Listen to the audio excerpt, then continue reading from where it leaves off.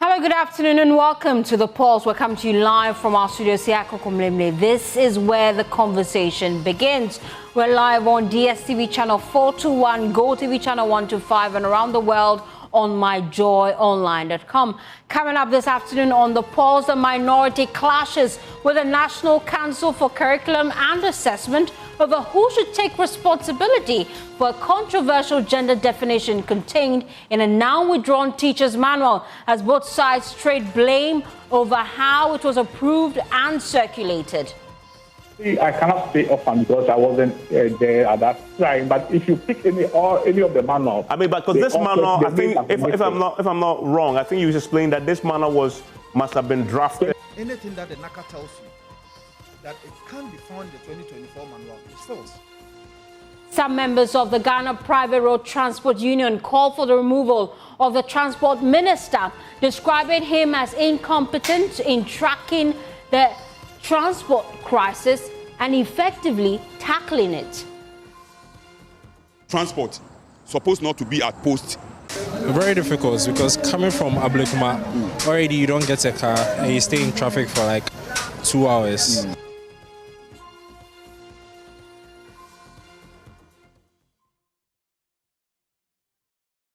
We have details as several commuters remain frustrated over fewer vehicles and high transportation costs every day. We have details of that and more here on The Pulse. The Pulse, as always, is brought to you by Defendro Cough Expectorant, Defendro Breathe Easy, Feel Better. My name is Faustina Safo. Please take a seat and be my guest.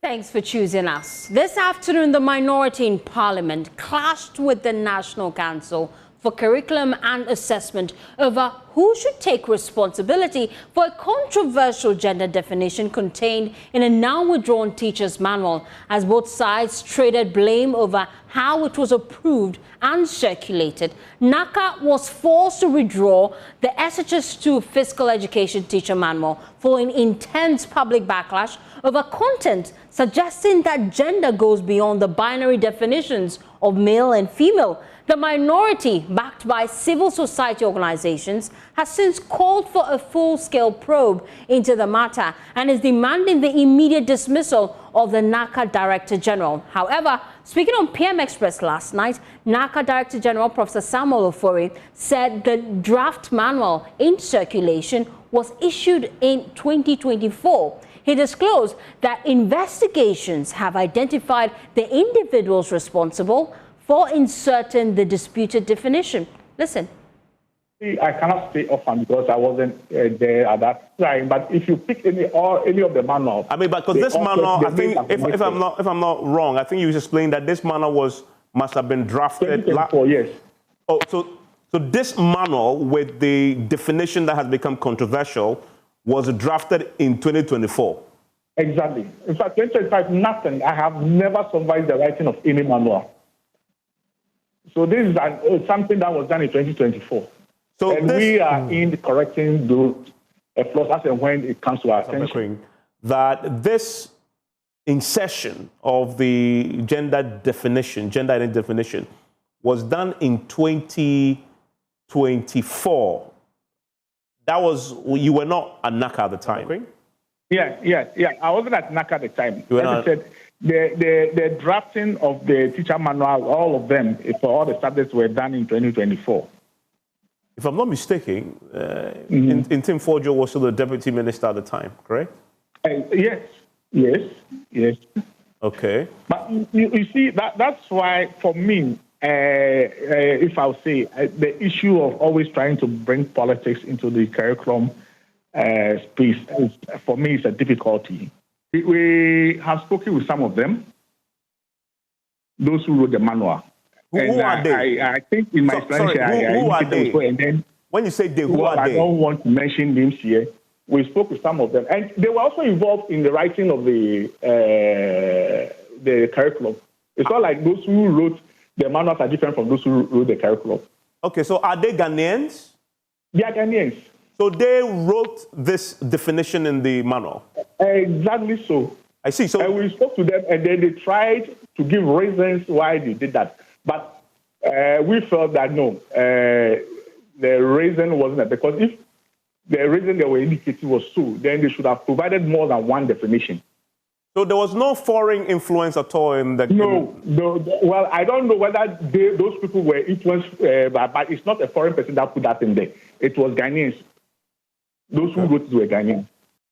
Well, Professor Samuel Ofori apologized for the lapse, announcing that a comprehensive audit has been initiated into all manuals and curriculum documented in the year 2024.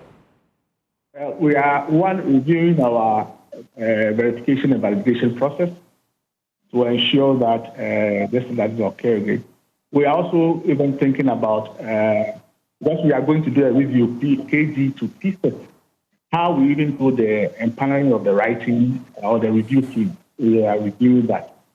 I've also just this afternoon directed that even all the other materials developed for the SHS, including the curriculum and the learner materials, should be comprehensively reviewed. Fortunately, they are in digital format, so doing that review is going to be easy. And the review has started to ensure that any such language that are identified are immediately addressed. When you take over a place, you take over the assets and liabilities. On that note, I have no difficulty on behalf of the organization apologizing to the public for whatever transpired. But as I said, we have taken strong measures to ensure that these things do not occur. Okay. But the minorities this afternoon rejecting NaCCA's claims, insisting that the then NPP administration bears no responsibility really for the manuals and curriculum issued during that period. Vincent Ekwasefo is ranking member on Parliament's Youth and Sports Committee and member of Parliament for Old Tafo. He made this assertion while addressing a news conference earlier today. What the core teacher manual actually focused on. The core teacher manual confined itself strictly to physical health, wellness, fitness, traditional dance, recreation, career pathways, basic health concepts grounded in biology and general well-being. This is what can be found in the 2024 teacher manual. Anything that the NaCCA tells you that it can't be found in the 2024 manual is false. And I have the 2024 manual here. When we are done, we will share that with the media. Crucially, the core manual did not introduce identity-based sexuality frameworks. There was no introduction of sexual identity in the 2024 manual. Nothing of the sort. There was no introduction of a gender expression. Nothing of the sort. Sexual right was not also mentioned anywhere in the 2024 manual. There was no introduction of sexual pleasure as a right. There was also no introduction of protection from discrimination based on sexual orientation or gender. All these can be found in the 2025 manual. The definitions of sexuality, sexual orientation, gender expression, and sexual rights found in the current elective teacher manual are new insertions, not legacy content. So if anybody tells you that they are legacy content, they are lying to you. The facts are there for anybody to check. Any claim that these concepts are long-standing within Ghana's physical education and health curriculum is therefore factually incorrect and intellectually dishonest. The documentary record does not support it. What has occurred is not continuity. It is a clear curricular departure. The minority further called on religious bodies and civil society organizations to take a keen interest in the matter and conduct an independent review of all existing curriculum materials. We on the side of the minority demand that there is an immediate withdrawal of all teaching and learning materials containing LGBTQ-related content, including redefined concepts of sex, sexuality, sexual orientation, sexual rights, and gender identity from all schools. You remember when NaCCA brought their statement, as it were, to respond to Reverend Ntimfojro, they made mention of the fact that the current manual has been withdrawn from the schools. And Dr. Park also made Ghanaians also know that even though it has been withdrawn, he referred us to an online version of the manual. In that online version, it is even worse. The definitions of what sex, sexuality, and others are is even worse in that online version. The minority is also demanding a transparent and inclusive review of all affected teaching and learning materials involving Parliament, religious bodies, traditional authorities, parents, civil society organizations, education experts, and teacher unions. Meanwhile, the Minister for Education, Haruna Idrisu, has directed teachers and education stakeholders to adhere strictly to the binary definition of sex, male and female, reiterating the government's position that sex must be defined solely on biological grounds. He made this clarification during a training session in Tamale on the Ghanaian Youth Handbook and the rollout of the guidance and counseling framework, stressing that there should be no ambiguity, really, on the definition of sex within Ghana's education curriculum. Martina Bugri has more in the following report. The clarification by the Education Minister, Haruna Idrisu, comes after controversies surrounding the Physical Education and Health Manual for secondary schools rolled out in 2024-2025. The minister tasked NaCCA to address the issue, saying that it is time the definition is clear without ambiguities. There should be no ambiguity whatsoever regarding the definition of a man as in a man, a woman as in a woman, as in biological sex. And sex means biological sex. Reference to man, woman sex means reference to the biological sex and the sex of the person at birth. Settled. So in every educational literature, in Ghana must reflect it. So there should be no ambiguity whatsoever in the definition of a man, a woman, and sex. For our purposes, the sex of a person at birth holds. That depicts and reflects Ghanaian values and our laws. And that is how we want to bring up all Ghanaian learners in an environment that they appreciate, that the morality of our society rests in the extent to which they are holding. I've asked NaCCA, the institution responsible, to take full responsibility for the controversy and to remedy with urgency.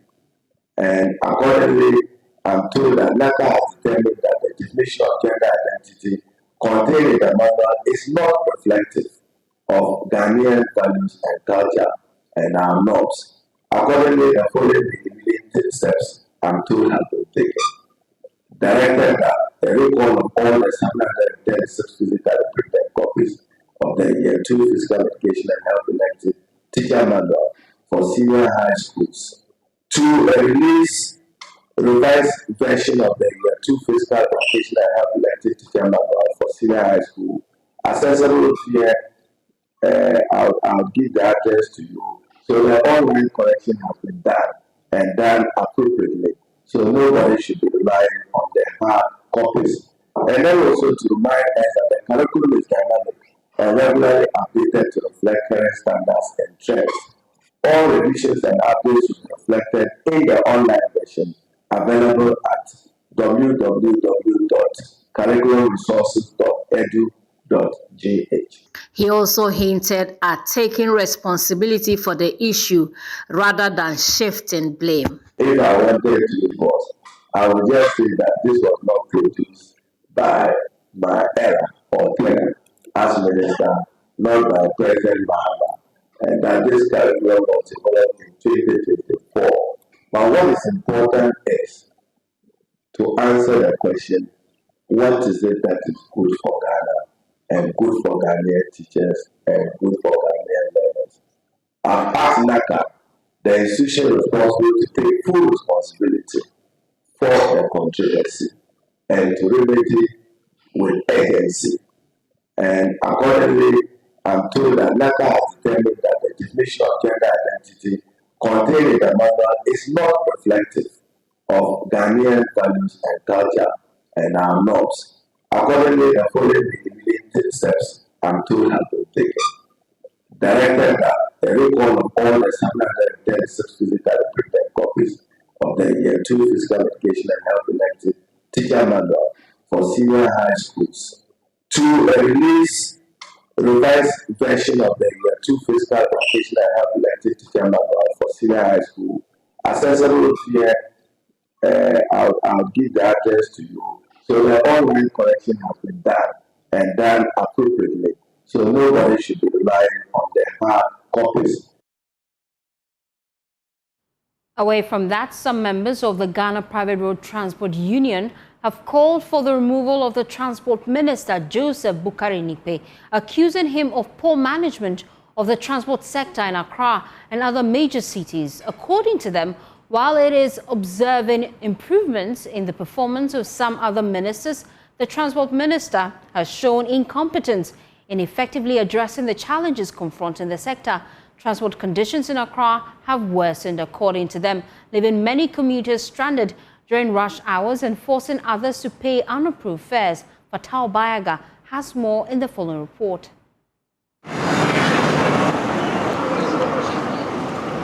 The transportation challenges here in Accra have now reached very alarming levels, with many commuters struggling every single day to get vehicles to travel to their various destinations, particularly in the morning and then in the evening. Some of the commuters say that some drivers are riding on this to charge unapproved fares, and this is taking a serious toll on their daily lives. Very difficult, because coming from Ablekuma, already you don't get a car and you stay in traffic for like 2 hours.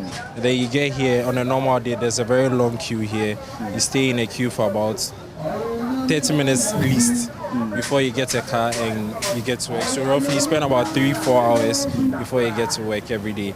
It's difficult for me that like the way I'm not getting car earlier to go, it have disturbed me so much, because if I went to the hospital, what I'm going to do, it will keep long before I'll come to the house. So it will delay me. So if they can do something about it, praise God. Oh, I've been here about 30 minutes now, and we are waiting for a vehicle, but as at now, there's no vehicle here and we are stranded. This current situation is really disturbing. We have to continuously deal with some drivers charging unapproved fares after every short distance, thereby draining our finances every day. For some members of the GPRTU, particularly David Agbado, he says that the Transport Minister, Joseph Bukari Nipe, has proven to be incompetent in managing this transport crisis, and for that reason, he must be removed from office. The government has to sit up and analyze the situation and let us all solve it amicably. But if I will say something right now, I will say the Minister of Transport supposed not to be at post again. You want the minister sacked? That is what I'm saying. The transport minister must go. The transport minister must go. The reason why the transport minister must go is this. He is not performing. He is not performing in his ministry. Why am I saying this? When you go to Gold Board, the CEO over there is performing well. We are all giving them credit. When you go to finance sector, Honorable Setekpe is performing well. When you go to Atuforsen is performing well. When you go to Bank of Ghana, the governor over there is performing well. When you go to MPA, fuel was 17 cities, now 10 cities and 11 cities. Is it not performing well? So what is the transport minister doing at his office? What is he doing? Recently, when there was shortage in November and December, he said he's going to bring STC to come and curb that madness. But he did. He did. How many weeks and how many days? Have you seen the STC in town now? It was meant for just the festive season. Meant for the festive season. Are the people in Ghana not going under the same stress today? People in Ghana, are they not going under the same stress today in Ghana? There was a directive that the buses will be released again. the buses will be released again. I'm laughing because of the buses will be released again. You see, we shouldn't be artificial problem solvers, but rather we should solve problem once and for all. He also noted that high cost of spare parts is affecting many of their members and therefore pushing them out of the transport business. The problem is that about 45 to 50% of the vehicles are in shops because of the high cost of spare parts. Sprinter bus, you can see, sprinter bus is what we use over here. A back castle of a sprinter bus is now costing, recently it was 55,000. But as I'm speaking to you, it's 7,500 or 8,000. And you are saying you have reduced spare parts. And for many commuters, for government to drastically address this particular situation, more buses must be deployed to the various routes in order to contain the current crisis. For JoyNews, Fatao Bayaga, Accra. Well, let's explore this further here on The Pulse. Join me now on phone is spokesperson for GPRTU, Abbas Imoro, and David Aguado, who claims to be the second deputy spokesperson of GPRTU. We appreciate your time, gentlemen. Let me start with David Aguado.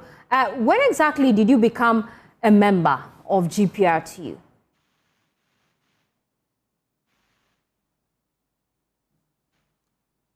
Aguado, I'm told I don't have clear connection to him. Let me move now to Abbas Moro. You've listened to some of the concerns raised by David Aguado. I want you to clarify for me. Is David a member of GPRTU? Yes, he was some concern and is now a GPRTU member. But my deputy is Samuel Amwa. I'm the PRO. I'm deputy for GPRTU. So Abbas, let's get right into it. Why are you pushing for the transport minister to be relieved of duty? We are not pushing for.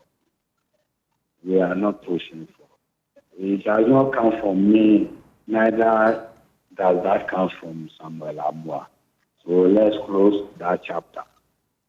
So you're saying this is an independent call by David Aguado and not the stance of GPRTU?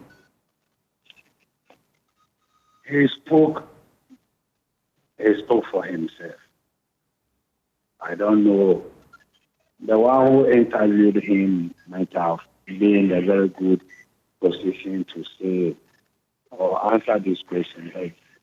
All I'm saying is I am the PRO for now.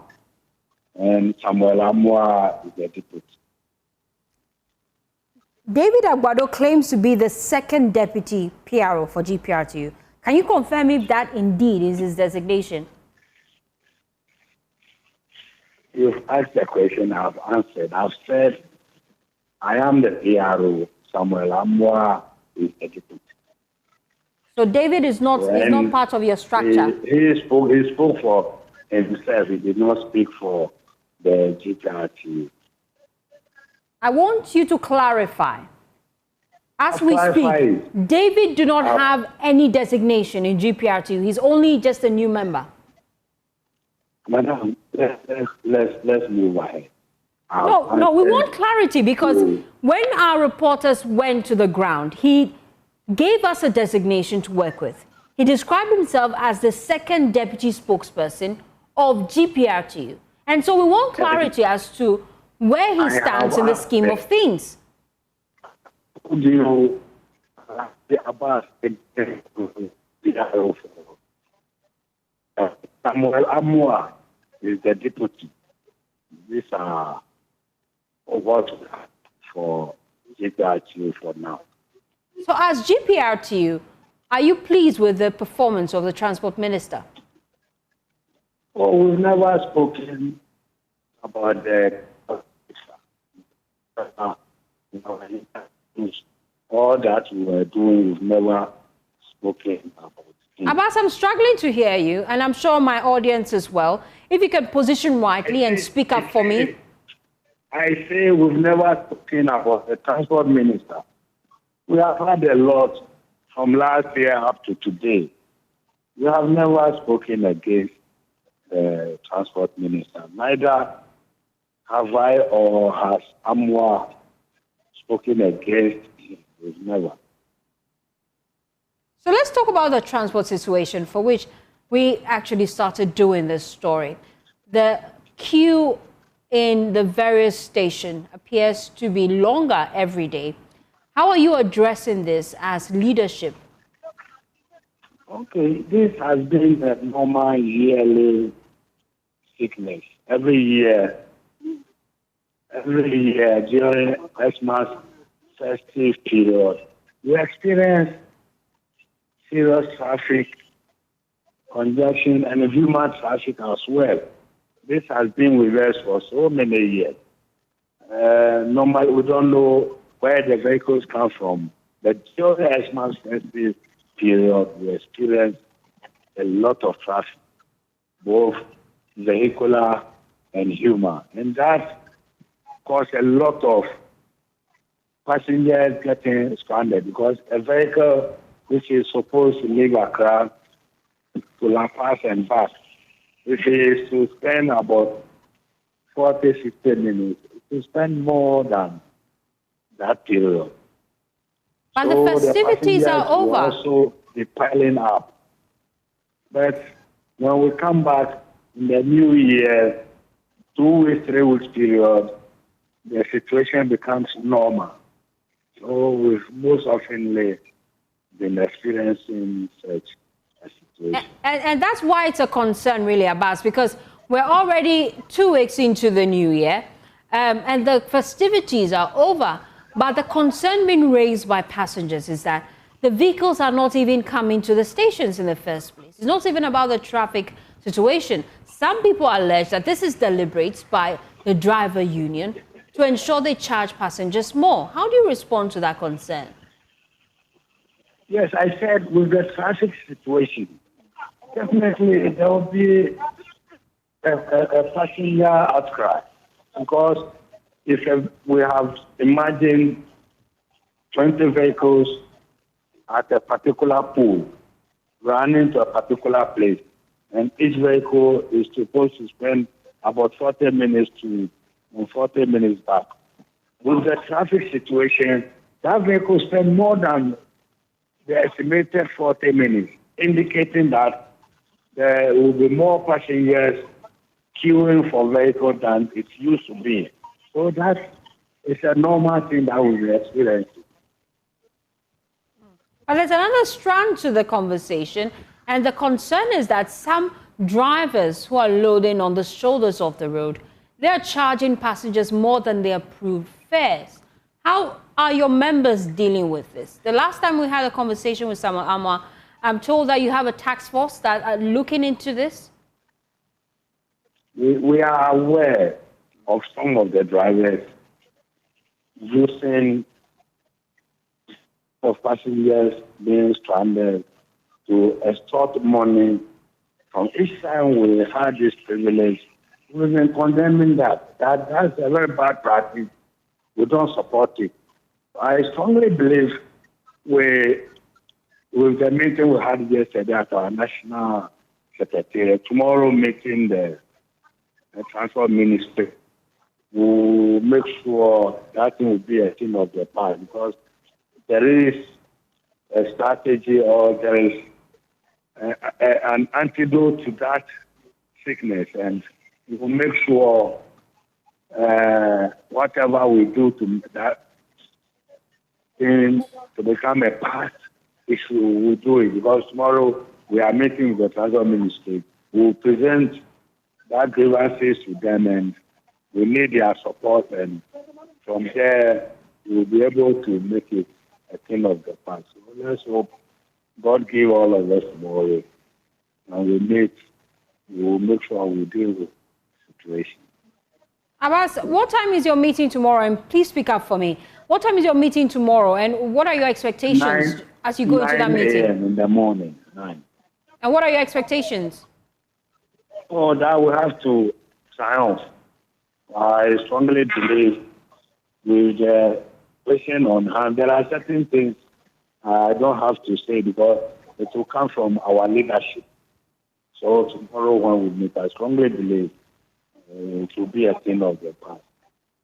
But at least you have some top concerns that you'll be tabling before the minister. If you can walk us through at least 2 of them.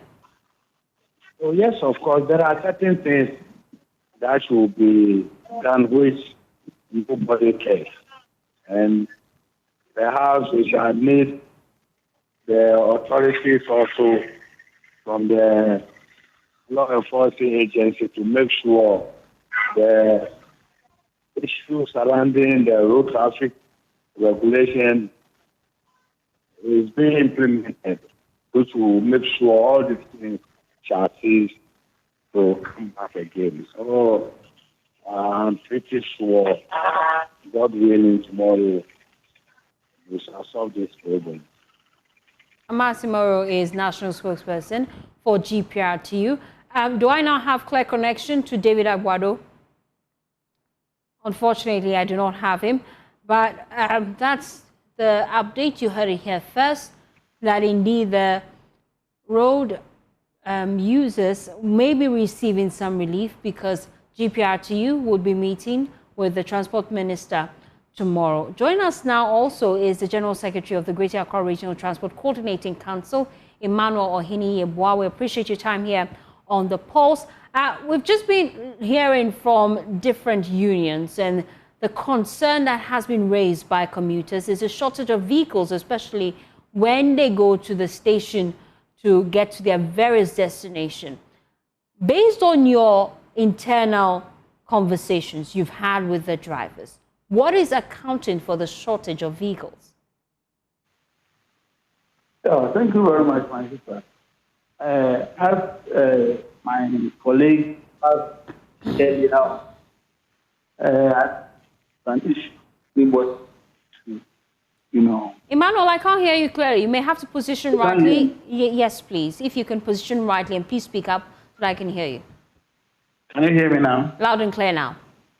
Good.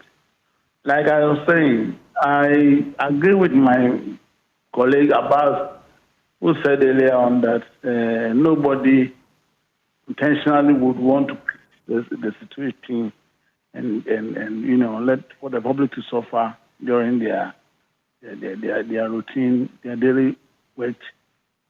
But the thing is that we have a issue on hand. Now the city is getting bigger. You see, computers move from far and ahead to the city center. When you get to the center, you can see the odd path that would conveniently use. And you take it by two. So you get to the center and move out, becomes a. So a route should have normally take you about 1 hour. That is the return. Will take you about. So we ask the passenger pilot their peak hours. So I think that is not great on our. But I think also that government also has that they have to play, and they are merging on this school. You see, this Lolo bus at various terminals. You go to some of them are you go to a park there. Some are parked for some are parked that much Amazon. If this bus utilized properly, I mean, at least the kind of in the traveling are going through. I heard you mention overcharge but particular route. If the bus are there, options are there. Emmanuel, I'm struggling to hear you still. You may have to try again with your positioning, and we can try one more time just to hear you clearly, because I'm struggling to hear you. We keep losing you intermittently. I'm hoping you can reposition yourself, and let's try one more time with you just making that point again for us. Can you hear me? Yes, if you can maintain this position and this tone as well as the voice that you're using right now, it will help us so that we can hear you clearly. Okay. Yes. All right. I was trying to be romantic, but don't be romantic, please. Okay. You see, like I was saying, the government has a responsibility to support the traveling public. In fact, the private operator, doesn't have the capacity to move the whole city and the town within the few vehicles that we operate with. We largely operate with the smaller buses, the 15-seater and the 19-seater buses, which hardly carries a bigger number of passengers. So if we are supported to get even bigger buses, like the Alolo buses, the Metro Mass buses, we can move a lot of passengers at one go. But yes, again, we don't have the capacity. And the government buses, the Alolo and the Metro Mass, especially the Metro Mass, they have lost focus. Therefore, the main focus was to move the metropolis around. And that's why they have that name. The buses are supposed to be a local-based operation. But now they've reneged on that and they are doing a long-distance travel where the buses are already flooded. So I don't see why they continue to do that and tend to blame us. The ministry has to speak to it because these institutions come directly under the Ministry of Transport. So they can call them and redirect their focus so that this pressure will be off the public, the traveling public. And what are your expectations? I'm sure you'll be going into that meeting with the Transport Minister tomorrow. What are your expectations in that meeting? Well, I'll be there, but I can't say anything for now because the details of the meeting has not been discussed. Once we get to the meeting and the agenda is introduced, we'll know how to deal with it. But for now, I don't think I have much to say. We'll only go and listen to him and see what we can do. But I'm sure you have expectations as a union. You may have concerns as well. So when you meet him, what are the top concerns you'll be tabling before him? Our concerns? Yeah. Oh, really? We have concerns, but you see, it's not me. And because it's going to be a collective something, we all get there and maybe we'll put our heads together. And those that are key relevance to us, we'll put it across. And for now, we don't want to preempt whatever discussion we have at the meeting. Okay, thank you so much. Emmanuel Hiniebwa, General Secretary of GRTCC. We appreciate your time here on The Pulse. Away from that, some communities across Ghana continue to grapple with severe water challenges, disrupting daily livelihoods. At Bachona East along the Spintex Road in Accra, residents say enduring water scarcity for more than a year has taken a heavy toll, particularly worsening household finances as they struggle to secure water for basic needs. There's more in the following report. Life in Bachona East has become a daily search for water. With regular supply disrupted, residents now depend on water tankers to meet basic household needs. Peter drives a water tanker in the area. He says the ongoing shortage has pushed up the cost of a 6,000-litre tanker, even as access to water remains uncertain. For now, you won't get water. There's no water. It's almost about, since for last, there's no water. So as for this one, you won't get. How much do you charge for this? This one, I'm charging 900 Ghana cedis. Before the water shortage situation, how much were you charging for this? Before the water is around, this one you are charging 700. 700 cedis, and now it's 900 cedis. No water. Before we get water, it's not easy. For residents, the situation has been frustrating and exhausting. Doris, who has lived in Bachona East for several years, says the back and forth between residents and authorities has yielded no results. Being a resident here, I went to Ghana Water Company. They are just close here, and asked why the water was not flowing. And they told me they had a problem with the pump, so it will be fixed.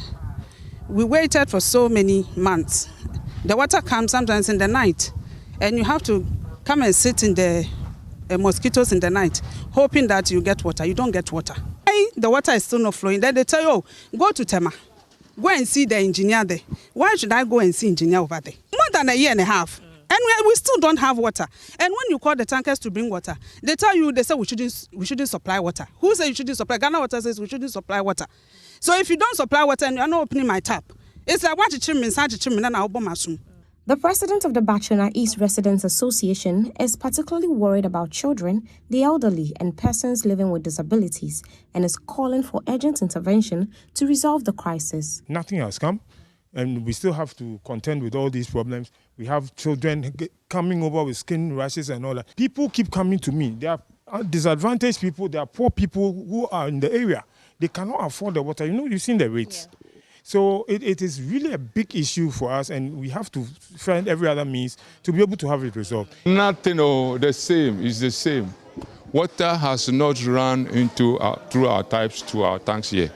It's the same old story. So if they are saying something, then I don't know where that improvement is happening. Until a lasting solution is provided, families fear the financial strain and health risks linked to the water crisis will only deepen. Away from that, government has inaugurated a 12-member presidential advisory group on the economy composed of experienced professionals from academia, public service and the private sector to provide strategic guidance on Ghana's economic policies. The advisory body will provide non-partisan guidance directly to the president on macroeconomic management, fiscal consolidation, debt sustainability, industrial development and export-led growth. Well, my colleague Kweku Asante is with me in the studio. He's been going through that communication from the presidency. Kweku, what does it say and who are these individuals? Well, Faustina, the president is currently abroad. He'll be going to Davos for the World Economic Forum. And as he focuses on the global economy himself, he's putting together some advisory board to advise him on some of the specifics of the things that he wants to do. And so just gone by, Felix Kwakye-Fosu, the presidential spokesperson, has put out this statement announcing this 12-member committee. It does not really have a chair, but the first on the list, as has been put together by the government, is the vice president, Professor Jane Nana Opoku-Agyeman. She is the number one on this advisory committee that the president has set together. There's also Mr. Ishmael Yamson. He's the private sector leader and a former member of PAGE. There's also Mr. Kwame Pienim. He's a very popular academician, a member of the New Patriotic Party. In fact, recently, you heard him there speaking at the NAT, talking about the president and what he has to do. The president has put him on this body. There is also Miss Nana Oye Mansa Yeboah. She is a former deputy minister for finance, a former deputy minister for trade. The president is tapping into her experience to come and help her shape the economy. There is Dr. Kwabena Dufo, a very popular stalwart of the NDC. He served once as the governor of the Bank of Ghana. He served as the minister for finance under President John Evans Atta Mills at the time. John Mahama was vice president. He has also been tapped. And there's also Sir Sam Jonah, quite a popular figure when it comes to the mining industry in Ghana. He's also into Jonah Capital, a very shrewd and astute businessman. Sir Sam Jonah is a private sector person, part of this committee. Mr. Atto Brown, a former World Bank specialist and agribusiness investor, is also here. Dr. Henry Kofi Wampa, he was the Bank of Ghana governor when John Dramani Mahama was president between 2012 and 2016. Togbe Afede, the very respected chief, is also there, is economist. He's also a private sector leader. Miss Abina Amoa is the chief executive officer of the Ghana Stock Exchange.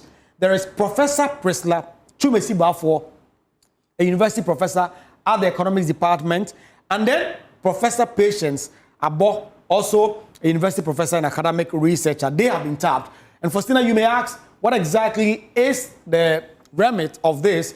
They are to provide strategic counsel on macroeconomic management, fiscal consolidation, debt sustainability. They also to advise the president on structural transformation, industrial development, competitiveness, and export-led growth, to offer guidance on sectoral development, support the design, sequencing, and implementation of the 24-hour economy, conduct periodic assessments of Ghana's economic performance, and contribute expert input into Ghana's economic negotiations with its international development partners. And that is what the president is calling the Presidential Advisory Group on the Economy. PAGE, 12-member committee to be led by Vice President Nana Opoku-Agyeman on this very important mission for SIDA. Thank you so much, Kweku Asante. Just giving us that update. You can go on myjoyonline.com just to read more about that. You're still watching The Pulse. Please stay with us after this quick turn. We'll be back with more.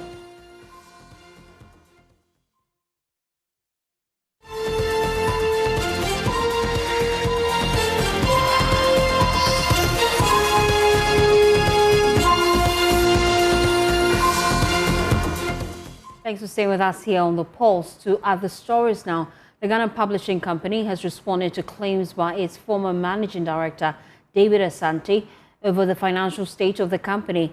In a Facebook post, Mr. Asante challenged comments made by the current managing director, Anakwesi Boate. during a recent visit by the president, where the company was described as having experienced a financial turnaround. Mr. Asante insists the progress being celebrated is as a result of reforms and leadership he implemented over his 7 years at the helm. However, in a strongly worded statement, the current management of the Ghana Publishing Company has rejected those claims, describing the former MD's comments as unmeritorious, selfish, and intended to fuel self-aggrandizement.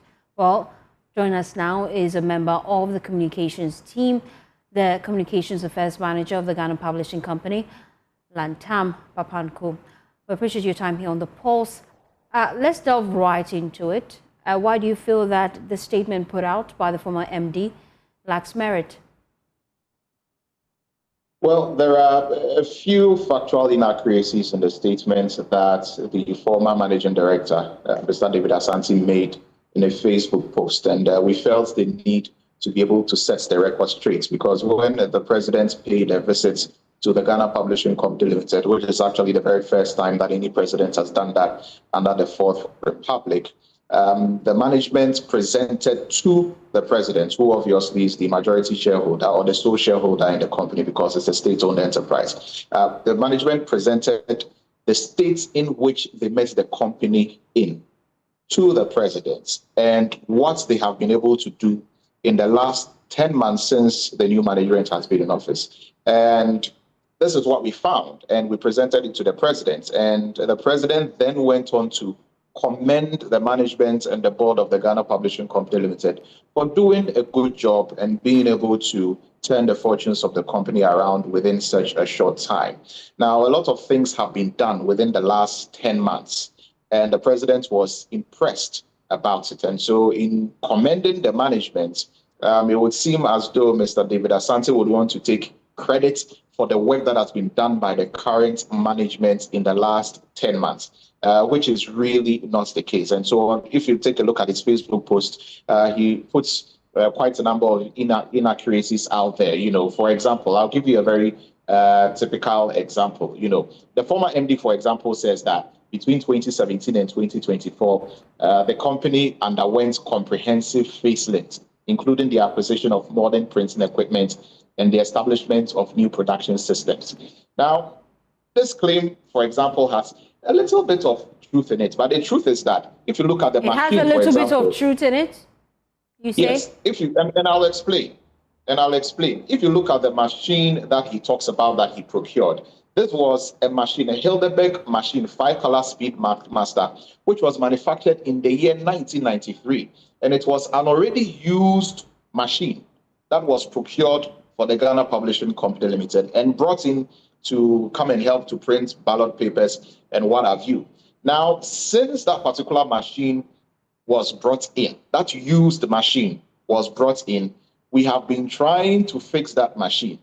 Even before the new management came in, there were attempts to try and fix that machine and make it efficient and make it operational. And up till now, that machine is not able to function and function well. Now, it will also interest you to know that, you know, the former MD claims that at the time that he took office at the Ghana Publishing Company Limited, the company was indeed in dire straits, and it is through his efforts that he's been able to bring the company into a very good financial position for this new management to come and assume. Now, Mr. Asante took over from management of the company from Mr. David Dreke. And when Mr. David Dreke was here, Mr. David Dreke was MD of the company from the year 2010 to the year 2017. And the period that he was here, you know, for example, Mr. David Dreke handed over to Mr. David Asante and his management two 2-color Hildeberg printing machines.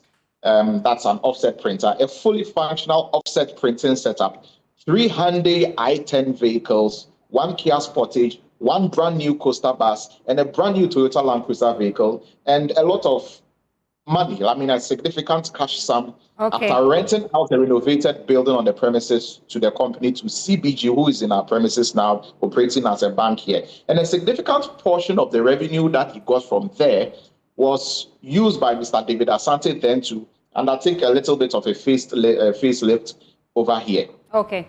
You see? Okay. And so it is not the case. It is not the case. Now, Mr. David Asante didn't add even a single vehicle to the fleet of vehicles that were here. And it is the money from the renting of the premises to CBG that was inherited by the David Asante regime that was used to do a little bit of a facelift here. And the facelift was... So you maintain that the current gains at the Ghana Publishing Company is solely as a result of the work of this administration? Thank you so much. The current gains that we are talking about now, the current gains that the current managing director, Nana Kwesi Boateng, was talking about, he was talking about efforts that have been put in by this management when he came. He talked about what he came to meet here. Okay, thank you so much, Lenta. Unfortunately, we have to let you go, but point noted. Thank you so much for your time here on The Pulse. Well, away from that, the former Land and Natural Resources Minister and MP for Damango, Samuel Abujinapo, says the NPP would be making a serious mistake if it chooses anyone other than Dr. Mahmoud Bawumia as its presidential candidate ahead of 2024 election.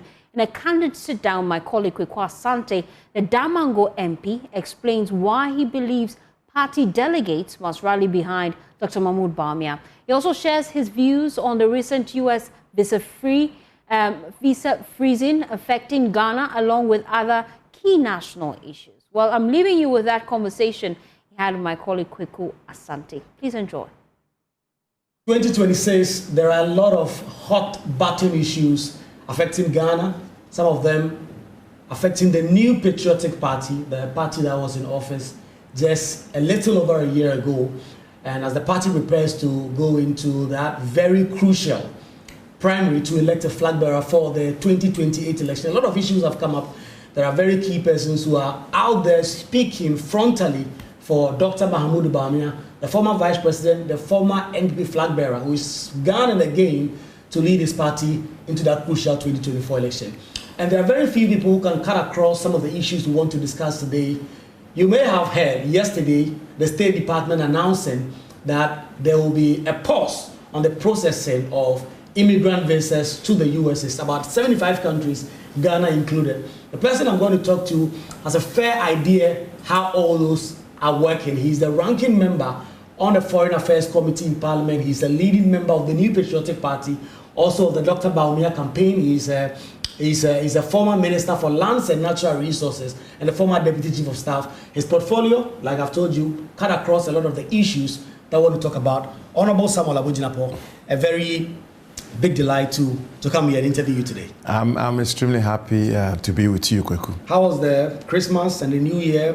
Of course, we've seen you go back to the constituency. You've done a lot of things. You're back in town. We thank God it's over. You know, Christmas, the burdens of it. The hustle and bustle. Exactly. So let's start from the recent events that have been happening. Just yesterday, we have been fairly spared of some of these decisions that Trump has been taking, only to be hit that immigrant visas, the process have all been paused. You speak for the minority, the largest opposition party on foreign affairs. How did you receive that? Well, very disturbing and extremely concerned. It's most unfortunate that Ghana has been targeted in a manner that we have been. And I think it's early days yet. We don't have the full facts, and therefore we have to be careful how we comment on these matters. But quite clearly, we will have to admit that the United States of America is a very important nation. It's a superpower. There's nothing one can do about it. And secondly, the bilateral relations between Ghana and the United States has been historic and also important.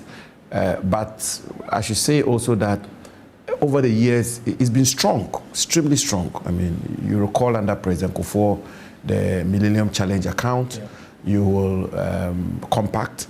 You also recall under President Rawlings, AGOA, and several other initiatives, which is really been in the mutual interest of Ghana and the United States. And you will also realize that literally every U.S. president is paid a visit to Ghana. So the relationship is strong, the bilateral relationship is strong. So one gets extremely concerned when it does appear that the relationship seems to be deteriorating and deteriorating very fast. You know, for example, the United States is here to appoint an ambassador to Ghana. Yes. And that is of great concern. That is a major signal of the state of the relations between Ghana and the United States.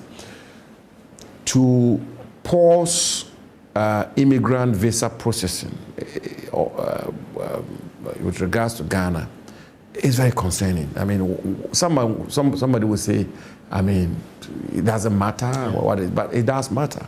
And it matters, first of all, in terms of the inconvenience it may occasion certain Ghanaians. It matters, second of all, the impact it may have on our national economy, because there's a lot of trade between Ghana and the United States. Thirdly, and perhaps even more importantly, it matters vis-a-vis the broader bilateral relations between Ghana and the United States. And I want to conclude on that point by just cautioning, even whilst we are restraining ourselves into getting into details and coming to conclusions, that the foreign policy posturing of the government is one that I believe the government should take a second look at. And I give you two examples. Yes. The first one is the whole Middle East conflict and how the government is postured publicly.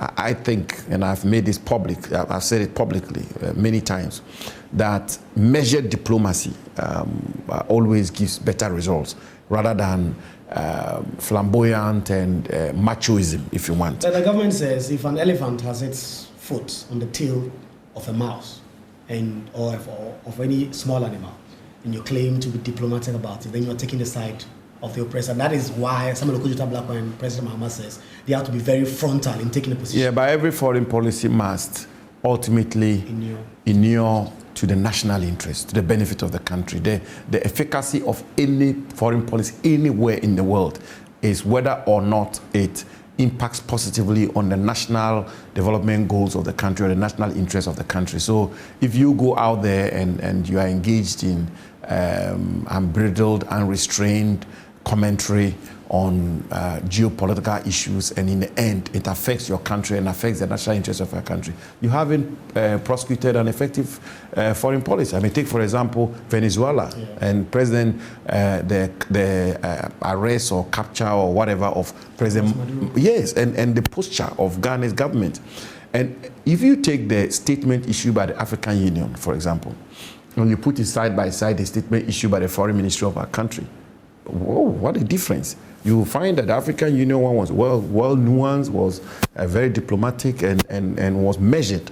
The Ghana one, at best, will be seen as a belligerent statement, a hot-headed statement. And these kinds of posturing, they have implications. And those implications affect our national interests. What do you say to those who say that Trump's foreign policy is quite erratic? And so, irrespective of the positions you take on these global matters, if they want to come after you, they will. So, for instance, on Venezuela, on Gaza, countries like Nigeria haven't been very frontal. On Venezuela, Nigeria didn't even issue a statement, but they are captured in this latest of visa sanctions. So there are those who say that Ghana, being quote-unquote a beacon of African unity, should be going out there frontally and speaking about some of these matters, and then leave the rest, because Trump, irrespective of the position you take, can come after you. What would you say to that? Well, I'm not even getting into the nitty-gritties of why we were included in this list, and I'm not suggesting by any stretch of imagination that our posturing on Venezuela and Gaza is the cause or the reason for this action by the Trump administration. I'm just cautioning that, look, and I've given this caution many times, that measured diplomacy always works, and ultimately the verdict, okay, whether positive or negative, will depend on how our foreign policy inures the national interest of our country. And we will wait to find the reason or reasons and wait to be appraised of the details, especially also that Ghana is qualified to participate in the World Cup in the United States. And we need our fans in the various stadia to cheer the Black Stars on. And a quick resolution of this matter, I believe, will be in the national interest of our country. Finally, President Trump's foreign policy, what do I make of it? I have my own views. I'm I'm not particularly impressed by the foreign policy of America today. But must that be what should motivate our own domestic and national considerations and decision making? I would say no. What should motivate and what should be the overarching consideration of Ghanaian foreign policy should be the national interest of Ghana. That is what matters. I mean, so given the position you've taken now, I guess the Ghanaian foreign ministry, together with the government, perhaps the president, should be engaging directly. But also there are those who have already said that Ghana should be retaliating, tit for tat measures. For instance, imposing similar measures, or even calling for a review of the defense cooperation we have with the Americans. Do you think that is not something we should do? I think we should give diplomacy a chance first, and I think we should engage first, and we should do so in the background, and we should. You've worked very closely with former President Akufo-Addo, was a foreign minister. What do you think he'll be doing in this instance? Well, I think not just former President Akufo-Addo. I think every government and foreign minister or foreign ministry should be actively engaging in bilateral diplomacy behind the scenes, and should definitely be reducing the rhetoric and dousing the tensions, or if any, and de-escalating if there is an escalation, and engaging at the bilateral level to ensure that we have a situation for Ghana which works for the Ghanaian people. Look, when I heard the foreign minister, for example, make the point that AGOA has been extended for 3 more years, I said kudos. I said well done, and I said welcomed, because this is what the Ghanaian people need. AGOA is a very important platform or framework within which Ghana engages the United States when it comes to trade. Textiles, for example, is a major trading channel or avenue for Ghanaian industry, because when it's all said and done, the responsibility of a government is to work for the good of its citizens, and therefore what we need is the normalization of the relations between Ghana and the United States. It doesn't matter how challenging the current foreign policy of the U.S. government is. We have to find a way of navigating and meandering our way through it to serve the national interests of Ghana. We are talking to Honorable Samuel Abujina, Member of Parliament for Damongo, former Minister for Lands and Natural Resources, did a lot under President Akufo-Addo, served as Deputy Chief of Staff.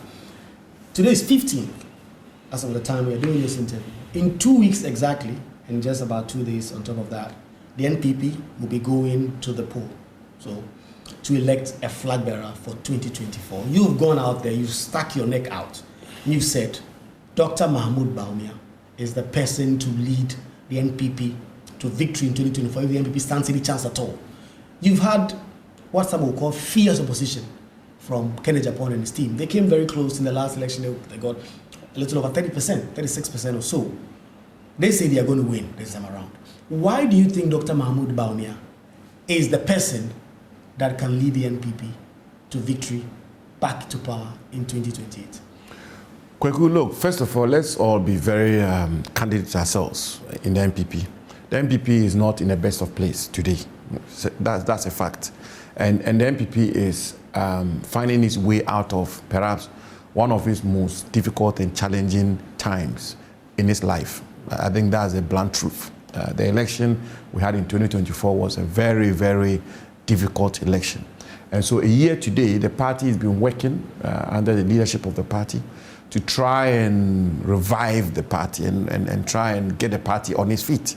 And I think one of the very wise, extraordinary and brilliant decision the party took was to have this early conference, which means that we're going to have this election in 2 weeks' time, and which hopefully will get the party in some order, and we will then have a leader. So that is the first point. The second one is that, look, on January 31st, that Saturday, there's going to be, the spotlight is going to be on the NPP. And I think that day is going to be extremely consequential, and how we conduct ourselves as a party, all of us, the rank and file of the New Patriotic Party, is going to be another major step towards the effort to revive the New Patriotic Party. And I think it's absolutely important that all of us, aspirants, members of parliament, leading members of the party, grassroots members of the party, the rank and file executives of the party, conduct ourselves in a manner on January 31st which will be creditable and which will showcase the MPP in a positive light. And in so doing, we will require fairness on the day. And that is why I believe also that the committee chaired by the former first speaker, yes, is done such a good job so far, and we are all praying and willing them on that on January 31st they will seal it for us. Thirdly, is when it's all done, I think when it's all done and we have the winner, the eventual winner, in accordance with the best traditions of the MPP, all the losers and all members of the party will be required to rally behind the winner. It happened in 1992. Dr. Jan Selby, Professor Dubois, President Kufuor, Peter Lajete, J.H. Mensah, and all those who contested. When Professor Dubois was elected, they all publicly came out and committed to supporting him and rallied behind him. You've heard the rhetoric. Is that possible? Some of the things I've heard. It has to be possible. I've not heard it in it has. Attacks from come to come. I mean, it's someone said that you cannot come back. No, we have to come back together. It's absolutely important that we come back together. If we all are indeed committed members of the party and we love the party, we all are required when it is over to rally behind the winner. It happened in 96 when Professor Dubois, having lost to Mr. J. Kufuor, backed President Kufuor. It happened in 98. Nana Akufo-Addo then backed President Kufuor, candidate Kufuor then, and it's happened over and over again. So that's the third point. Finally, it's also the fact that who should lead the MPP. And I've said it, and I want to repeat it. I think if you look at the contestants, and I know each one of them personally, I have respect for each one of them. And if you look at the times and the circumstances and all the factors, Dr. Mahamudu Bawumia stands tall. And I think if we are poised and determined to win 2028 in particular, the candidate we should put forward should be Dr. Mahamudu Bawumia. Because 2028 is going to be a very crucial election. President Mahama will not be on the ballot box. The NDC will present a fresh candidate. And therefore, the issues on the table are going to be extraordinary. They are going to be novel. They are going to be new issues that we have to deal with in 2028. And first, having marketed Dr. Bawumia in the manner that we've marketed him, since 2008. He's been at the forefront of Ghanaian politics for almost 2 decades. He's been vice presidential candidate on 4 occasions. He's been a presidential candidate in the last election. And so he's a well-marketed, known commodity. So I believe that if we present him in 2028, our chances are brighter. Not just that. Marketing is one thing. Secondly, he has a lot of experience. He's been on the campaign trail all these years. He's been a presidential candidate before. You cannot discount that. That means he has enormous experience. Thirdly, I believe that if you take Dr. Bawumia, look, a lot has been said about him. A lot of his opponents is gone after him, as is expected, chastised him, criticized him, and all of that. But what has never been said of Dr. Bawumia, or what has never been questioned by of Dr. Mahamudu, is his integrity. And I think integrity in politics is absolutely important. And the challenge is out there. Not even on one occasion has he even been accused of an act which compromises his personal integrity. For 2 decades in public life, from the time he was deputy governor all through to vice presidential candidate, to becoming vice president for 8 years and becoming presidential candidate, his record is unblemished when it comes to incorruptibility and when it comes to integrity. And I think that is a major positive trump card. Nobody can question his competence. No one can question his vision and his humility, his patriotism, his track record, his temperament. So the totality of the circumstances. The totality of the circumstances. And of course, even his service to the party and how loyal he's been to the party. When you take all these together, and we are not looking at 2032 or 2036. In other words, we are not looking at bringing a fresh candidate in 2028 and marketing him and hoping that he makes a major showing and we repeat him in 2032 or 2036. If that was a consideration, that's a different matter. But I'm clear that I think the MPP strategic overarching it's goal possible to win 2020. is absolutely possible. Elections is possible. If we put our acts together, we unite, we get our acts together, we put the right strategies together, we present a blueprint which will excite the Ghanaian, particularly the youth of our country. There are twin issues, in my view, the twin issues of employment or unemployment, the issue of unemployment and cost of living. I think these are the two fundamental issues confronting the Ghanaian youth today. The Ghanaian people in general, but the Ghanaian youth in particular. Employment and cost of living. If we have a formula which the Ghanaian people and the Ghanaian youth will buy into, and we present a candidate such as Dr. Mahamudu Bawumia, and we have the correct strategies, 2028 is winnable. Talking Absolutely. about marketability, the point you made, the Kenneth Japan camp, and I'm referring to Kenneth Japan because the polls and data suggest that he is the second in terms of this race. They've said that, listen, the NDC are bringing a new candidate. So the idea that Kenneth Japan is going to be a new candidate, it's not a problem. So a new candidate to be going against a new candidate. No, and that will put both of them on equal footing. No, let's have a marketed candidate already so we can have an advantage. If you have an opportunity to have an advantage, why discount that? Why then reject that advantage? They've said that that advantage is also a disadvantage because Dr. Mahamudu Bawumia was rejected in 2024 because the MPP promised to deliver a certain economic dividend and failed to do so. And they say that is an albatross around the neck of Dr. Mahamudu Bawumia and he's going to carry that through. And so if you present Dr. Mahamudu Bawumia again to the Ghanaian public, they will ask him the economic questions and he will fail to deliver on that. No, 1996, President Kufuor, if to use your word, President Kufuor, I don't see it that way, but let me use your word. President Kufuor was rejected in 1996. He was rejected and he got 39%. Lower than Dr. Mahamudu Bawumia got. Mahamudu Bawumia got almost 42%. And yet in 2000, President Kufuor moved from 39% and won the election of 2000. Nana Akufo-Addo was rejected on 2 or 3 occasions, if I should use your word, and yet he won. Professor Mills the same. President Mahama, yes, and all of that. But let me deal with the economic question. Now, I don't subscribe to the notion, or I don't subscribe to the argument that Dr. Mahamudu Bawumia cannot answer the economic question. I think he can answer the economic question because if you look at the state of our economy in the first term of President Akufo-Addo, the economy was in very, very good shape. We were growing at 7%, inflation was down, all the indicators were strong. Yes, we have to admit that we ran into some problems in the second term, and we ran into problems in the second term because of exogenous factors, external factors, and which has been talked about over and over again.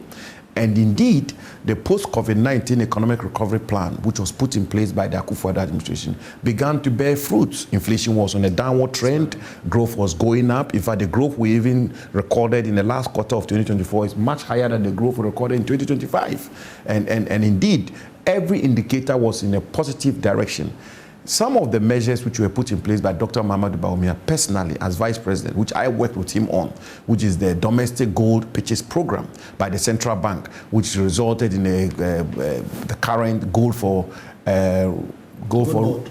yes, yeah. It led them for gold for oil and then gold board.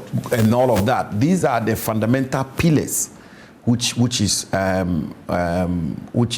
promoting the recovery that we are seeing. And therefore, I'm not too sure that argument, I'm clear in my mind that the argument that Dr. Bawumia cannot answer the economic question will hold. Always also remember all the time that elections are always about the future. Yes. Elections is about tomorrow. Elections is about what you put on the table and your program for the future. And I believe that Dr. Mahamudu Bawumia has enough platforms in terms of the past, the record of the MPP. And I'm not one of those people who subscribe to the notion that the MPP didn't have a record and the MPP and Akufo-Addo doesn't have a record for us to stand on. On the contrary, I'm firmly of the strong belief that the Akufo-Addo government has a record that the MPP can stand on, whilst acknowledging that just as every government in the world, it's been through before, that the MPP government under President Akufo-Addo went through some challenges which we have to acknowledge, which brought about some pain to the Ghanaian people, which President Akufo-Addo himself acknowledges that we ran into some challenges and difficulties, which brought about some pain to the Ghanaian people. But we take the totality of the record of the Akufo-Addo government. I think that record is a record that is strong. And above all will be our candidate, Dr. Mahamudu Bawumia, having a blueprint and a formula for the future which will address the twin issues today of unemployment and cost of living, which are the issues the government today has so far not been able to tackle and deal with. Well, they say the economy has rebounded, but it is not trickling down perhaps because the market, people are just being profiteering, because they talk about the CD, they picked it at 14, is at 10.5, 10.6, 10.7. So they see that the things that are imported, it should reflect. But perhaps people are doing that. There's one thing I want to talk about when it comes to a big elephant in the room, and I'm no pun intended. This is the elephant party. A lot has been said about Dr. Bawumia's ethnicity and his religion. You have been very vocal, and about a week ago I saw a video of you that went very viral, where you addressed the specific issue about the New Patriotic Party and your founding antecedent. There are those who have said that Dr. Bawumia's religion and his ethnicity may cost him and may cause the NDP. Those are not views I subscribe to. But the other side, within your own political party, have made a big deal out of that, and they've used it several times in the campaign. Do you not see that, despite the fact that that may be bigoted or any point of that, there may still be people who may not think that, listen, this may be real issues that may work against Dr. Bawumia? Well, to begin with, it's most unfortunate for any Ghanaian and any member of the MPP, for that matter, to proceed on a tangent of the politics of ethnicity and religion. It's most unfortunate. It's backward. I mean, if I may be blunt about it, it's totally backward. That's the first point. The second point is that, look, the people are misreading our country. Things are moving very fast, and a lot of people in our country today, particularly the youth of our country, are moving fast and quickly beyond these divisive politics of this person is from here, that person is from there, this person worships this God, and another person is this religion, and so on and so forth. And I'm even encouraged that the movement away from that kind of politics is being very fast, and I think that it should even be faster. So that's the first point. The second point is that what people are very interested in are the concrete issues which confront them. Issues of employment, issues of healthcare, issues of infrastructure, issues of prosperity, cost of living. These are the germane issues which confront the people as we speak today. Thirdly, I am very clear in my mind that Ghanaians have demonstrated, when you look at the history of our country, that we rise above ethnicity and we rise above petty divisions when it comes to religion and all of that, especially when it comes to the politics of our country. And kudos to our first president, Dr. Kwame Nkrumah, through the boarding system he introduced. All of us are married to people of all sorts, and we are friends across the country of all kinds and of all sorts and of all religion. So the suggestion that if somebody was a particular ethnic group, or somebody came from one part of the country, or somebody worshipped a certain god, or somebody was a Muslim or a Christian, will necessarily matter in a national election, is something that I totally reject. I think Ghana is way above that. Yes, of course, you may have a tiny minority, most unfortunately, who may be motivated by some considerations, but somebody will come from somewhere anyway. The other aspirants come from other parts of the country, and that may have its own implications. But by and large, when all is said and done, I am of the strong view that the character of Ghana rises above, over and above sectarianism, over and above sectionalism, over and above religion, over and above ethnicity, which is why Ghana holds one of the most enviable records of being one of the few countries in the whole of Africa which has never experienced a civil war, because we are one people. We are one people, Ghana. It doesn't matter where you come from. It doesn't matter your religion. By and large, when it's Christmas, we all celebrate it. When it's Eid al-Fitr, we all celebrate it. When we go to any part of Ghana, we are welcomed. And so that argument is totally rejected and should never be a consideration for electing the presidential candidate of the MPP. The MPP is way above it. Even within your own political party, it's called the Buzia, I don't know, Dankwa Dombo Buzia tradition. Dombo Buzia tradition. Because there's a Dombo in there. Yes. But still, there are those within your party who say that, listen, this must go to a certain place. I mean, live video of yours that I referenced, you talk about it. Of course, your party has made that decision before. In 2024, they put Dr. Bawumia there. He won quite comfortably. But there are still those who sing that, or who fan that flames within your party and say that your party has a certain tradition, and that tradition must go a certain way. Of course, it was rebutted in 2024. But still, there are those who say maybe that perhaps the party delegates may be willing to depart and look somewhere else. Yeah, but you know, Kweku, the thing about it also is that these people have not been, with the greatest respect to them, good students of MPP's history. Because if you're a student of MPP's history, you will see that the foundation of the MPP is a national one. The formation of the United Party, which is actually the bedrock or the pillar on which the MPP has thrived all these years, it's a national pillar. It's a national foundation. The United Party, which is exactly what the name means, United Party. That United Party was an amalgamation of various political parties and various stakeholders and interests across the length and breadth of our country. The Northern People's Party, for example, was a component of the United Party. There was a political party and a group from the South and the Ashanti and Volta and all of that, which came together to establish the United Party. And since then, I want to say this without any shred of doubt, that the MPP is a national party and has always been a national party. So those who want to cash in on divisions, on seeming or artificial divisions in the MPP will fail again on January 31st, because the MPP, as you rightly pointed out in the statement that I made in Salaga South, is truly a national party, which is why we presented Dr. Mamadou Bawumia, who is from the north, and we've presented candidates from the south.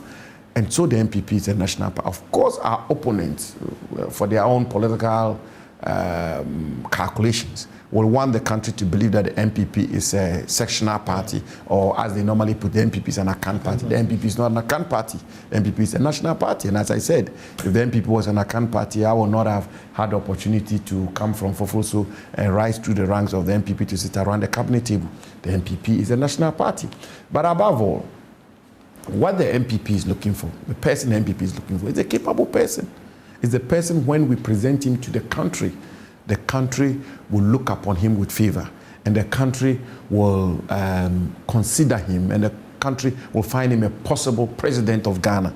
And that person is Dr. Mamadou Bawumia. It doesn't count, it doesn't matter where he comes from, because he's shown it that he's formidable, that he's well marketed, that he has a leadership qualities, that given the opportunity, he will be a good president for Ghana. And if we present him, he gives us our best chance in 2028. And so you will see, Kweku, that on January 31st, the MPP once again will demonstrate to the country that the MPP is a national party. The MPP will repeat Dr. Mamadou Bawumia for 2028. Not because he's a Northerner, not because he's from the north, not because he's a Muslim, because he's qualified. And whoever is qualified from anywhere in the country has a chance of leading the MPP, because the MPP is a national party. Yeah, I mean, looking at your political party and looking at the kind of people who are backing the various countries, of course, you look at parliament, about 60 of you endorse Dr. Mahmoud Bawumia, former parliamentary candidates. You look at certain leadership, but there are still some very key people who, in fact, some of them aligned very close to former President Kufuor, who are now backing Kennedy Japan, for instance. There are those who seem to see that sends a certain signal. But who is more aligned than I am? And the question I wanted to ask, in all modesty, I'm quite aligned to you, and I'm supporting Dr. Bawumia. Exactly. But how will those people answer that? Because, I mean, just yesterday, I'm seeing a video of one of the very close bodyguards of former President Akufo-Addo talking about Kennedy Japan in a very endearing manner. Look at some of his close aides who have all gone there, people like Nato Shiado. Of course, you look at the numbers on both sides. A lot of the party stalwarts seem to favor Dr. Mahmoud Bawumia. But still, that seems to suggest that Dr. Bawumia still has a lot of challenge appealing to the broad base of the party and getting the broad base support. Because if some of these people who were very close to him in the last election are all of a sudden speaking tough and actually using very strong words to describe him and saying that this is not a person you should trust, that sends a certain signal to the Ghanaian electorate. And I'm using very strong words to support him here. Yes. So, and I think it's welcomed. It's a welcome thing. And it's the MPP way. What is happening is exactly the MPP way. MPP is a very democratic party.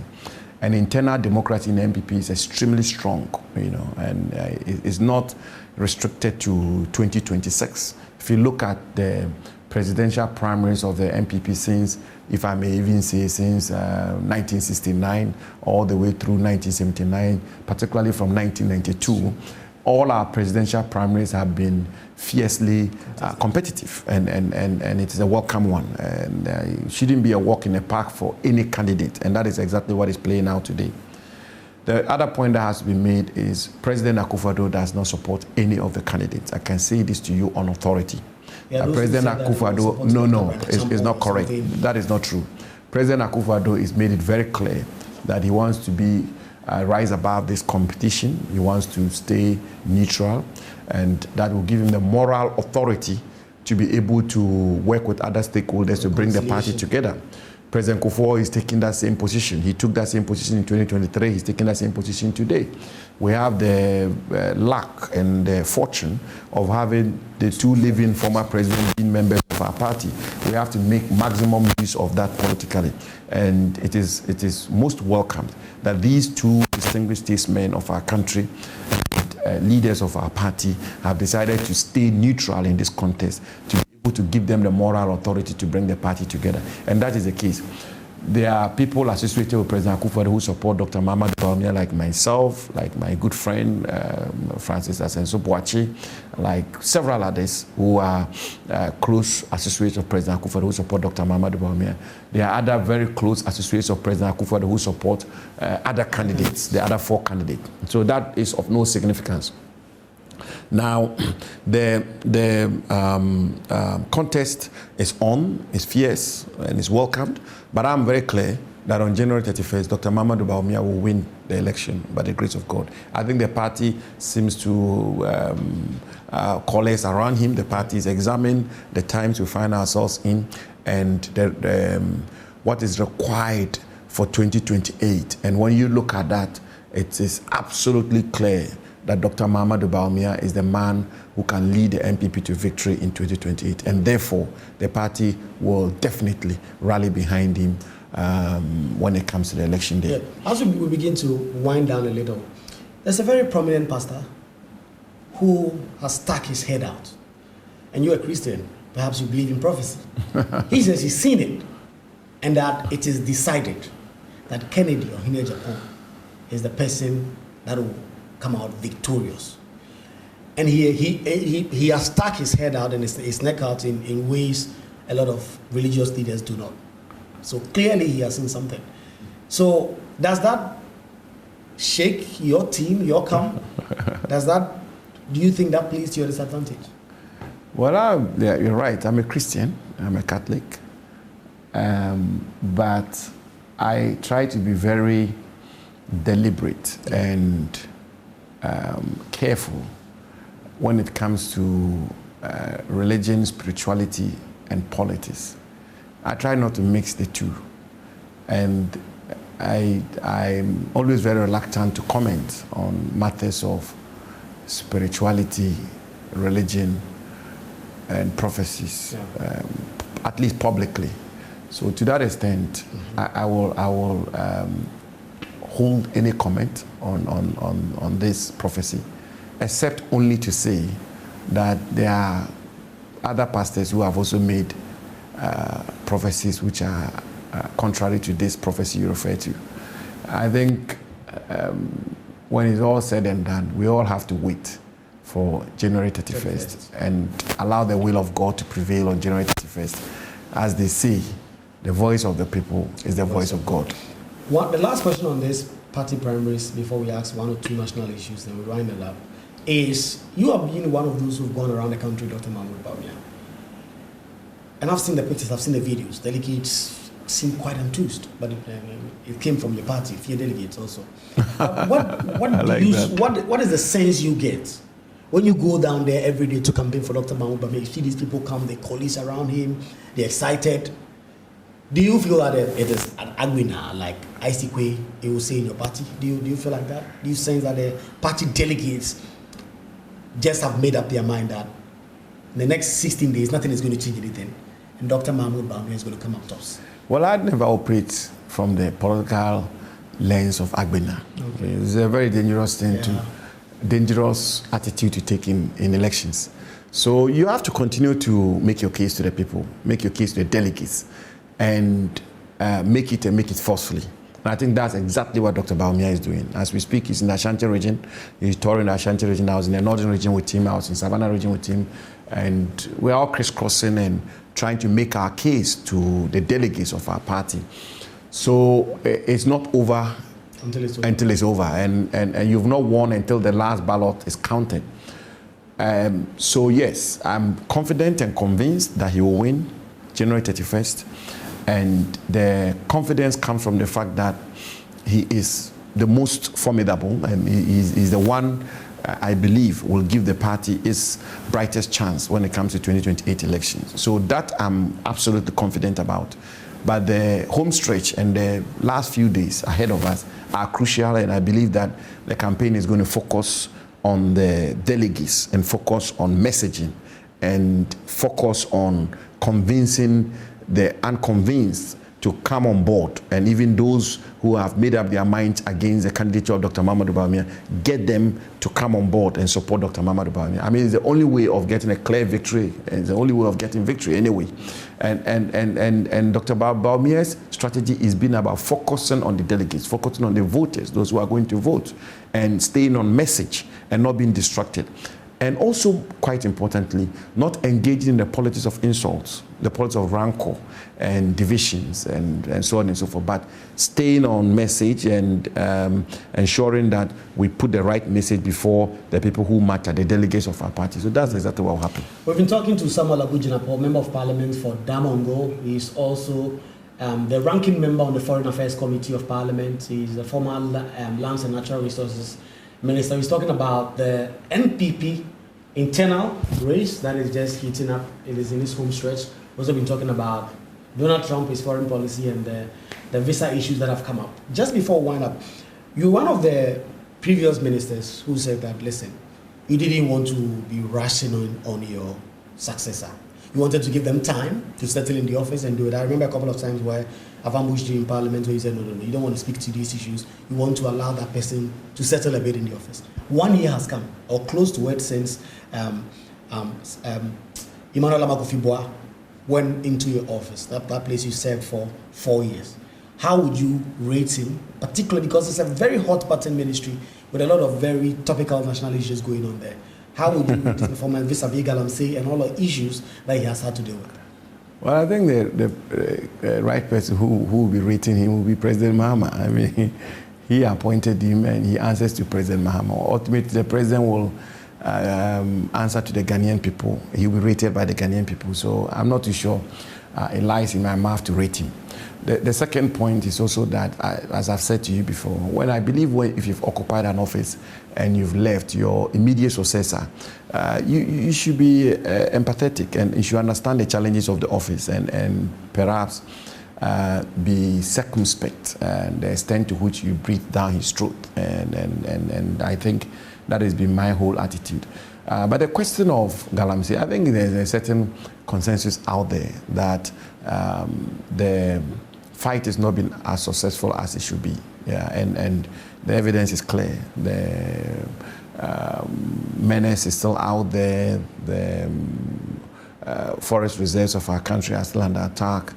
The river bodies of our country is not been any better, and clearly there's a lot more that should be done, and the whole also issue of consistency in terms of declaring a state of emergency and all of that. These are all matters that have come up, and so it's 1 year gone. If you ask me a pointed question, has the fight against illegal small-scale mining been any better, I would say a big no. And in fact, some of the pundits have even gone as far as indicating that there's a certain deterioration and that the situation is worse than it used to be.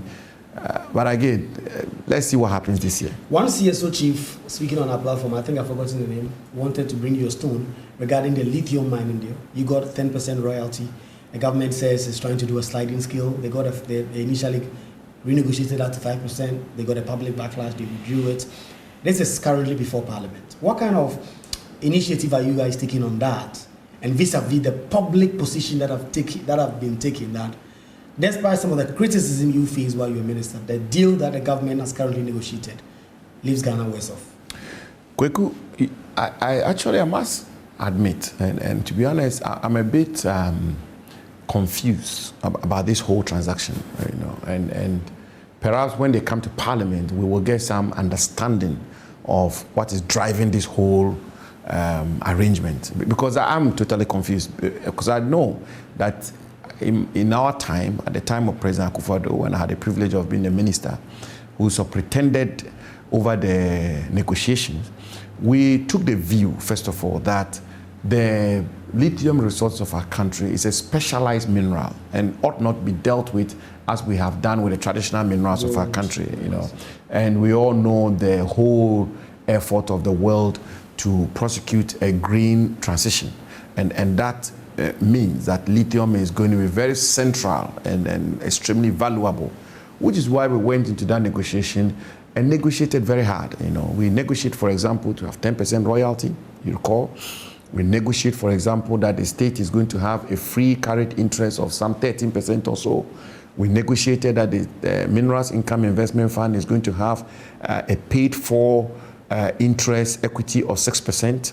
We negotiated that the company was to float on the Ghana Stock Exchange, I think up to 40% or so, which I did launch before I left office. We negotiated a 1% for the local community. We insisted, for example, that the company was to add value to the mineral resources before they export it within a certain time frame. So it was a very comprehensive package which served the national interest of Ghana, which actually, one pundit said to me, that they could not understand how we would extract all of this from the company. But it was because we negotiated very hard. The company agreed to it. Okay, the company signed it off. And that meant that the terms we came to with the company, okay, made sense when it comes to the project economics. For the company to have signed to it, they signed the lease, we went to Parliament for ratification, all of those were agreed to. Now, fast forward, you have a new government that then comes in and says that they are going to take 5% royalty, half of what the previous government negotiated for. And we are now being told of a certain sliding rate. And that sliding rate, and I asked the question, the price of lithium today seems to be higher than the price of lithium when we had the 10%. So then why do you start from 5% when the price of lithium today is higher than the price of lithium when we got 10%. So if you are going to have a sliding rate, you should be starting a threshold of 10% once the price is higher when you got 10%, and then you build on that to say that if the price were to go higher, we will get more. If the price comes down, we will get less. So this is why I say I'm quite confused, and I'm unable to tell what is driving this negotiation. I mean, will it just be because there's a change of government? That should not be enough. And if there's a change of government, why should the government negotiate in a manner which seems, to put Ghana in a worse off situation than we were when we negotiated for 10% and all these other terms that I've just indicated to you. So look, let's wait for the report of the committee. The initially, when this matter came, we were told that the law doesn't permit Ghana to charge 10%, which is incorrect. No, the law allows it. You know, Act 703, Section 100 of Act 703 give the Minister for Mines overarching powers. And as a matter of fact, when I was leaving office, we had initiated the process of promulgating regulations to back the 10% we are negotiated for. So it is all quite confusing. It's all quite complicated and doesn't really seem to make sense. So we will wait for them to come to Parliament. I said I was done, but let me ask you the last question. What informs your type of politics? Because when I asked you a question about your predecessor, you're willing to extend grace. And there are those who say that in Ghanaian politics, nobody extends grace. People are combative. That is what appears alluring. And that is why politicians are combative. They go on radio and TV and all the time. They are punching at the other person. You don't seem to do that. Even in Parliament, even where you are punching, some have said that you are doing so. You are doing so with grace and all that, with finesse. Oh, but I can be quite hard sometimes. Yes, you know? But what informs your kind of politics that is sort of like very refined? Oh, well, those are very kind ways you are using, and I'm grateful for that. I'm not sure everybody thinks so, though. But you know, the point is, so you just try and deal with the issues as best as you can, and you have to hold your corner really, really strong and well. I've been given a defined role in Parliament under the able leadership of Minority Leader Afenyo Makin. I'm responsible for foreign affairs, foreign policy, and I'm sure you've seen myself and the Foreign Minister on the floor of Parliament back and forth. He's a very good friend of mine, and we get on quite well.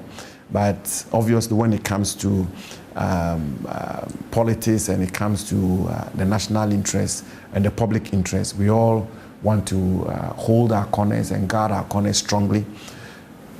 I think the politics of the world and the politics of Ghana is evolving and evolving rapidly. And I think all of us have to acknowledge that the young population of Africa is growing, is enlarging. The young population of Ghana is growing, is enlarging. People are becoming a lot more sophisticated. People are becoming very impatient. And people are paying attention to the concrete issues which matter to them.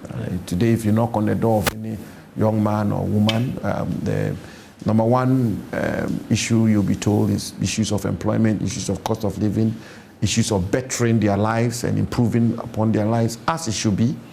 And so all of us political actors must be mindful of that and focus on the correct issues, not the issues of this person is dark, this person is light, this person is that, this person is insult and personal, politics of personalization. All those don't help. And which is why I should conclude by saying that the right person who will serve the MPP well and who ultimately, by the grace of God, will serve the Ghanaian people well. Then talk to the it's Dr. Mamadou Bawumia, and I should say this to the people of my constituency first, Damango constituency. I'm very and extremely grateful for their generosity and for their favor of sending me to Parliament for the second term. I'm extremely grateful and I'm in their debt forever. And to the people of Savannah region, Northern Ghana and Ghana as a whole, we should back Dr. Mamadou Bawumia. In Dr. Mamadou Bawumia, I believe the MPP will have a credible, strong, competent, visionary, hardworking candidate of enormous integrity, of humility, of dignity, and of grace, and that we can present him to the Ghanaian people. And on a good day, I believe, by the grace of God, the Ghanaian people have mercy and have favor upon Dr. Mamadou Bawumia and the New Patriotic Party. So on January 31st, vote number 3 and vote for Dr. Mamadou Bawumia. Thank you. Thank you for the opportunity to campaign for free, to have an advert. Definitely. So we've been talking to Honorable Samuel Abujinapo. You've been talking to us about why Dr. Mamadou Bawumia is the best person. I'm not going to paraphrase or repeat some of the things he said. You've heard from the horse's own mouth. He's also been discussing a few things regarding foreign policy. That is his current role in Parliament. He speaks for the NPP when it comes to matters of foreign relations. He's been talking to us about that and a few other issues regarding the position he occupied until January 7, 2025. My name is Kweku Asante. We'll see you again with several other interviews as the New Patriotic Party prepare to elect the person that will lead them to the very crucial 2028 election.